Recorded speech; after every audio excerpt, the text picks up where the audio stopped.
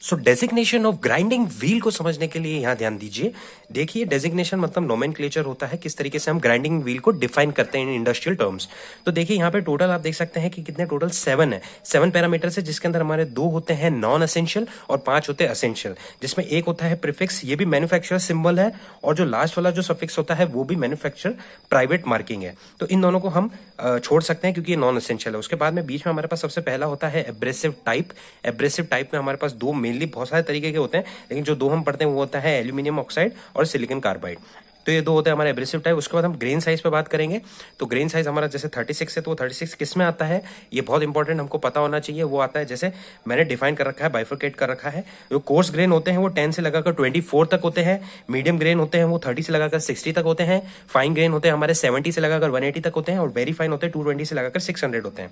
Let suppose वो 67 पूछ लेता है, तो 67 भी मीडियम में ही कंसिडर होगा जब तक कि हमारा 70 से स्टार्टिंग नहीं होती है। अगर वो पूछ लेता है 190, तो 190 हमारा फाइन में कंसिडर होगा। इस तरीके से आपको ग्रेड्स में ग्रेन साइज में ध्यान रखना है।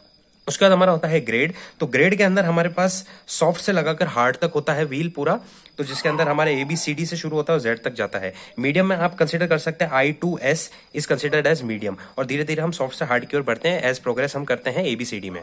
ठीक है, तो इजी हो गया। उसके बाद हम बात करते हैं स्ट्रक्चर की। तो स्ट्रक्चर हमारा डेंस और ओपन होता है। 1 to लगाकर 8 तक हमारा डेंस स्ट्रक्चर होता है, और 9 to लगाकर 15 और उससे ज्यादा हमारा ओपन स्ट्रक्चर होता है। ठीक है, उसके बाद बॉन्ड टाइप होता है। बॉन्ड टाइप हमारे कुछ इस तरीके के होते हैं जो V से डिफाइन करते हैं। इसका मैं आपको एक ट्रिक भी बताऊंगा कि किस तरीके से आप इनको याद रख सकते हैं, उसकी ट्रिक भी मैं इसी में बताऊंगा। तो हमारा बॉन्ड टाइप होता है वो होता है विट्रीफाइड, सिलिकेट, रबर, रेजिनॉइड, शेलेक और ऑक्सीक्लोराइड। जिसमें जो विट्रीफाइड बॉन्ड है वो V से डिफाइन होता है, इजीली आप समझ पाएंगे। सिलिकेट S से डिफाइन होता है, रबर R से डिफाइन होता है। लेकिन इसमें थोड़ी प्रॉब्लम आ सकती है B और E में। तो इसमें ध्यान रखने की ट्रिक होती है कि अगर आप शेलेक है तो शेलेक में E आता है, तो E आता है वो E आप उससे डेजिग्नेट होगा। और B जो रेजिनॉइड होता है उसके बाद B बचा, तो B में क्या होगा, रेजिनॉइड हो जाएगा डायरेक्टली। फिर वो होता है ऑक्सीक्लोराइड। तो इस तरीके से हम इस तरह के बॉन्ड टाइप को डिफाइन कर सकते हैं। अब आप इसको याद रखना है, तो इसकी एक ट्रिक है। आप इसको याद करने के लिए ध्यान रख सकते हैं कि आज घर घर सोयाबीन बनेगा। तो आज घर घर सोयाबीन बनेगा। तो एब्रेसिव आज, घर ग्रेन साइज, घर फिर ग्रेड, फिर सोयाबीन स्ट्रक्चर और बनेगा बॉन्ड टाइप। तो इस तरीके से आप इसको ध्यान रख सकते हैं। थैंक्स।